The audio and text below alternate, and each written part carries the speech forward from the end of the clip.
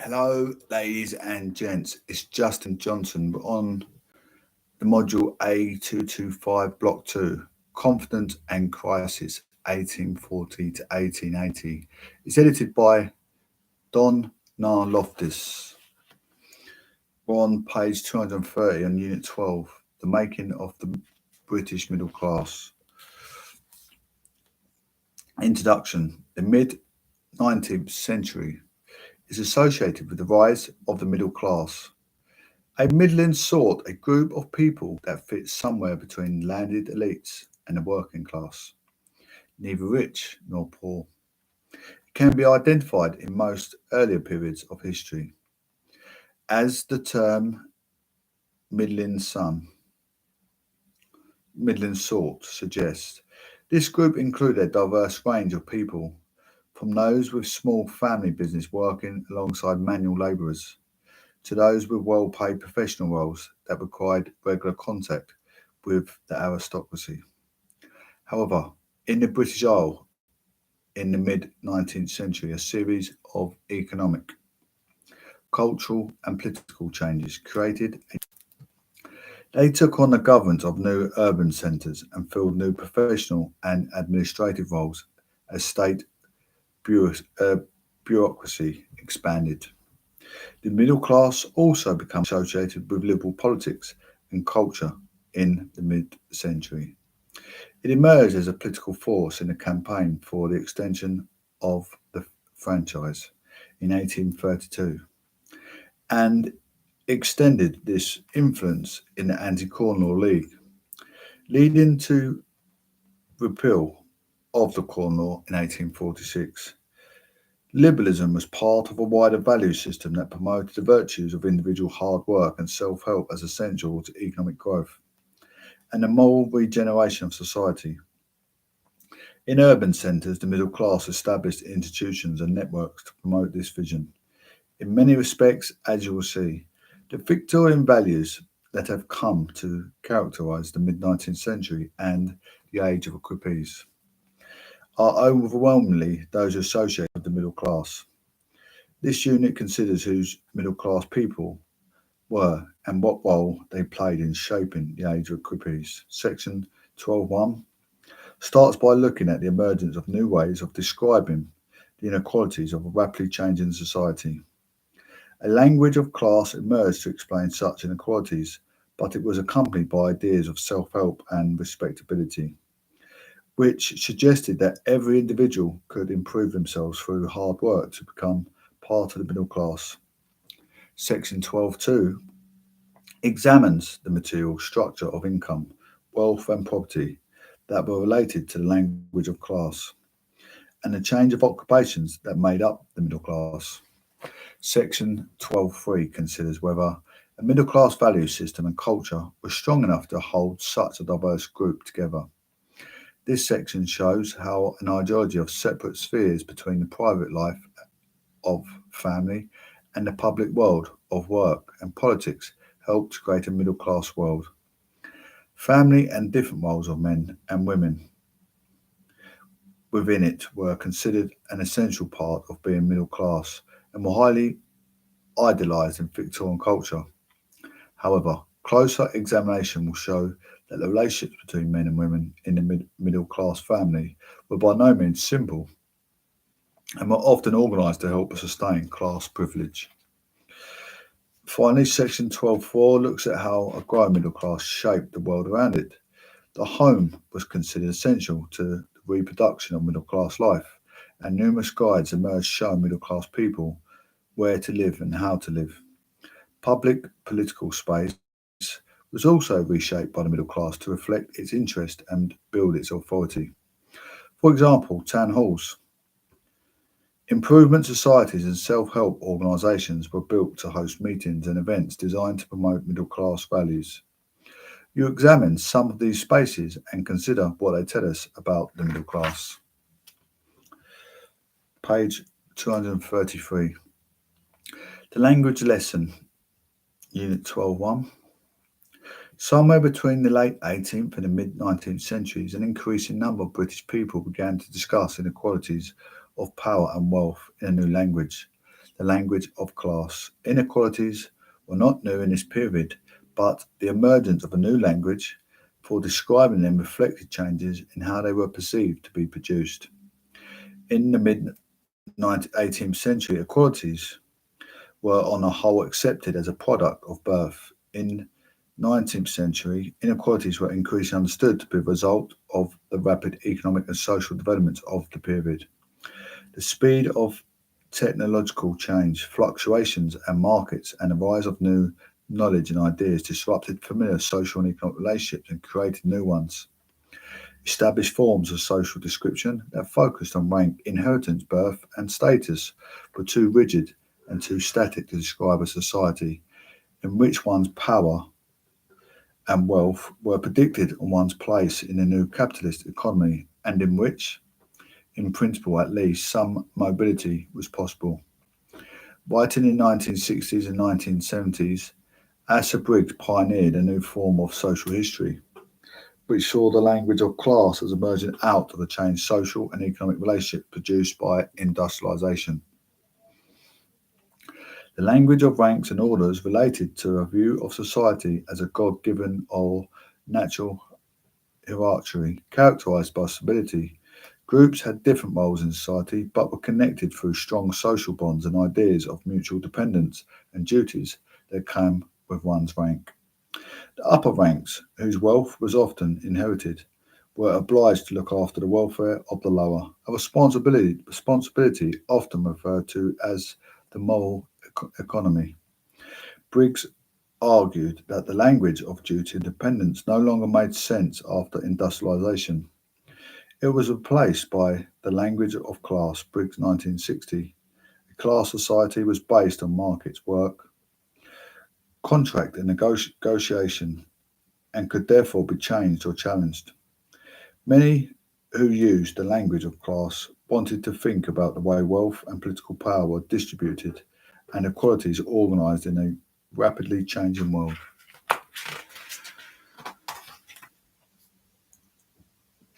The view was challenged by the linguistic turn of the 1980s. Historians such as Gareth Stedman Jones argued that language was not a simple reflection of an economic and social reality. Rather, class languages were used strategically to create a group identity among a range of different people. Stedman Jones, 1983. In the development of this argument, the historian Joe Warman claimed that the middle class was a product of political campaign for the vote in the 1820s and 1830s. In this campaign, the middle sort argued that there was middle class with distinct interests resulting from its place in society as employers, businessmen and traders. Interests that could not be represented by the landed elite in Parliament. However, in practice, the middle class was too diverse, too much in common, and was interconnected in everyday life through work, religion, and social life, with working class and the aristocracy. Turn to 12.1 John Stuart Mill, Class and Political Economy, 1834. Reading 12.2 Karl Marx and Friedrich Engels, the Communist Manifesto, 1848, located in the unit. You encounter Mill, a liberal philosopher and reformer, and Marx, a social philosopher and revolutionary, in the unit of Age of Equipoise and the Great Exhibition of 1851. In Unit A, Engels, 1820 to 1895, was a businessman and a revolutionary thinker. What do you notice about the way society is described? Despite the political differences of their authors, both readings present society as divided into classes. A person's class depends on their place in the economy and how they earn a living. In Mill's analysis, the world is structured into three classes: landlords, capitalists, and labourers. For Marx and Engels, it is increasingly divided into two: the bourgeois and the proletariat. Class is a tricky concept for historians because it is both a historical phenomenon used to describe people and groups and also a political concept used to explain inequality and to suggest remedies. Mill was critical of political economists for being too rigid in their definition of class. He sought that they imposed class terminology on old ideas of society that saw distinctions of rank as natural and permanent. Instead, he thought that social mobility was essential to stability, and he was fairly optimistic that social and economic reforms, including education reforms and saving schemes, it could help give members of the working class opportunities to rise above their station. Marx and Engels were less optimistic. They thought an industrial middle class had replaced feudal ties of obligation with cash payment. They believed this class, with the bourgeois, would gradually accumulate more and more wealth and power by exploiting the labour of the workers.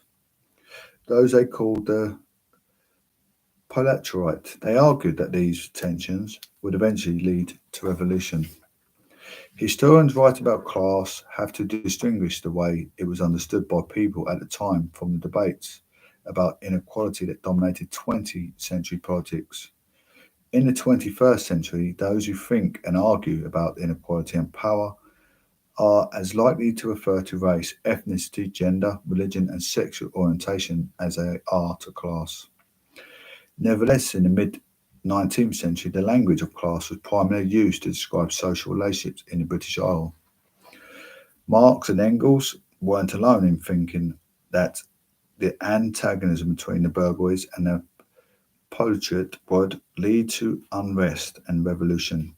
In the 1830s and 1840s, it was common for writers to comment on the emergent class society riven and division and constantly under threat of breakdown.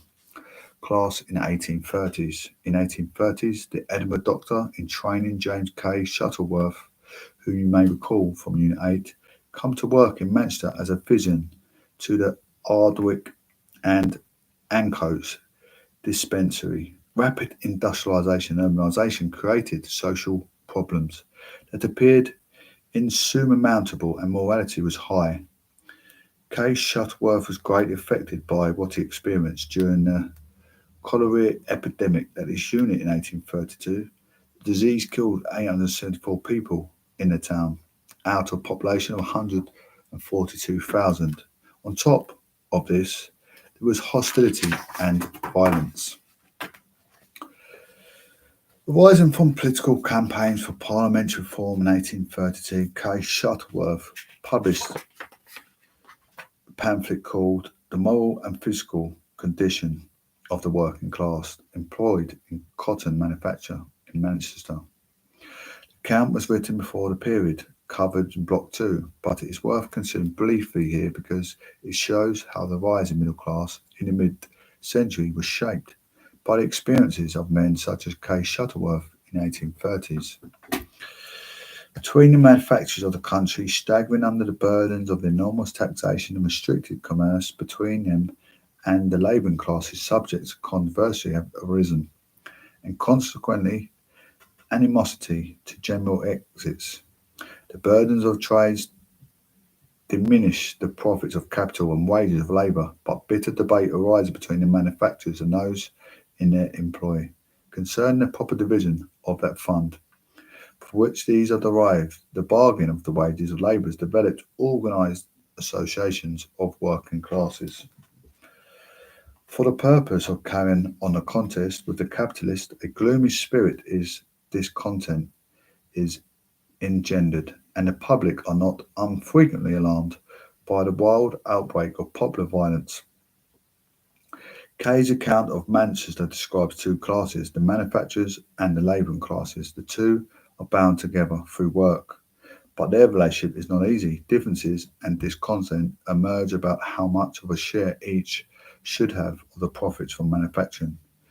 This discontent spills over into violence as the working classes organise themselves to campaign for better wages and conditions. Like Marx, K. Shuttleworth anticipated revolution, but like Mill, this motivated him to seek to reform society to try and make it more stable. As you may remember from Block 1, the Marxist historian E. P. Thompson argued that class is not a thing but a relationship that, as such, can change. Thompson, 1963. This is just how K. Shuttleworth saw it. Class was a relationship between manufacturers and workers resulting from the way manufacturing was organised and how much of a share of profits each group was entitled to. K. Shuttleworth argued that this relationship was conflictual, but he was hopeful that things could change. K. Shuttleworth was one of those seeking a more stable set of class relationships. In other words, a viable class society. He was sympathetic to both groups and argued that the things would get better only if middle and working classes were better informed of each other's opinion. This required social reform and spaces for cross-class communication. In particular, K. Shuttleworth wanted a universal, secure education system, providing literacy and numeracy for working class children. He argued this would help them to understand the natural laws of laissez-faire political economy. K. Shuttleworth was part of the generation of men who helped create the middle class. These men were professionals, experts, and manufacturers drawn to the new industrial cities for work and business. They argued that they needed greater representation in Parliament because it was they who created the nation's wealth, and because they understood better than anyone else the problems of industrialisation, urbanisation, and managing a class society. They campaigned for vote in 1832 and for the Municipal Corporations Act in 1835. In the 1840s, they campaigned for things they thought would help produce a viable class society: free trade, repeal of the Corn Laws, and social reform to improve life for working class and to allow self-help to flourish. These ideas were considered radical at the time, and the reformers established newspapers and voluntary associations to help promote them.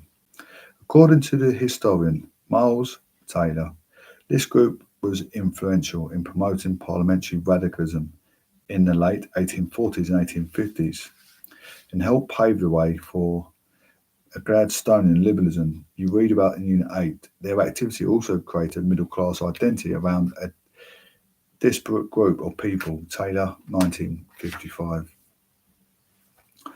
Identifying the middle class. Newspaper readers in the 1840s increasingly come across the use of the phrase middle class. Richard Cobden argued that the Reform Act of 1832 and the repeal of the Corn Laws in 1846 demonstrated that the country was run through the bona fide representatives of middle class, quoted in Briggs, 1956.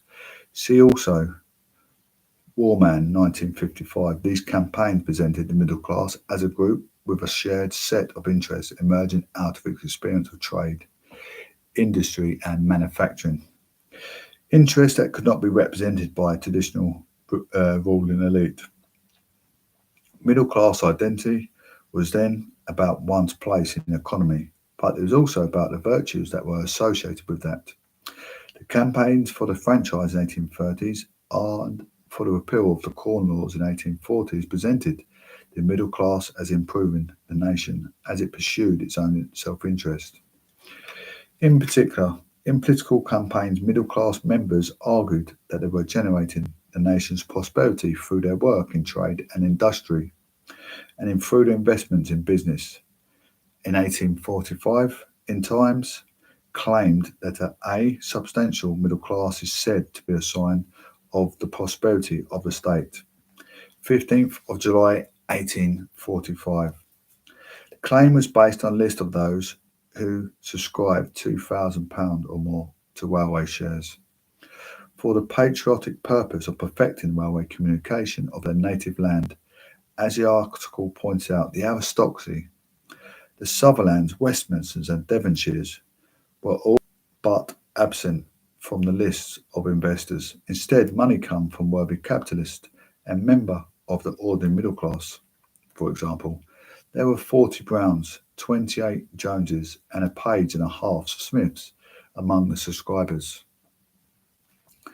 Middle class investors were promoted as cautious and careful men of character who provided stable growth because they needed to develop and protect the modest capital they had accumulated through hard work and steady industry. This was in contrast to a dissolute aristocracy who could squander their inherited wealth, and the majority of working class who were too lazy and intemperate to save.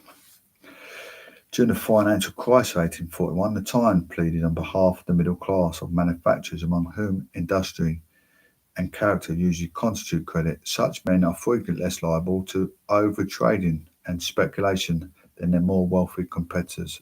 14th January 1841. Articles such as this presented the middle class as patriotic and virtuous, helping to build economic growth and promote character formation from the way its members had acquired capital in the first place, self-help, thrift, and perseverance. They were distinguished from the aristocracy and from the working class because they had earned their place in society and a privilege such as the vote that came with it.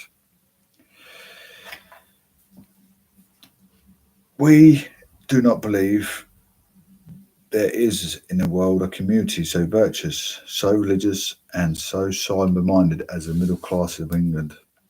Few who do not regularly attend people place of worship. We respect highly at the steady, reading moral part of the workmen, many of whom are quite fit for the franchise, but for a safe, intelligent, independent constituency. The substance and staple must be found in the middle classes. The lower class of householders notoriously compromise, and not only the honest and sober workmen, but also an immense number of persons whose own vices have sunk them into poverty. Baines argues that the virtues of the middle class of England, their sobriety and religiosity, enable them to succeed, make money, and acquire property to qualify for the vote. The logic means that the virtues of the poor cannot be guaranteed. Baines implies those of good character would distinguish themselves from other members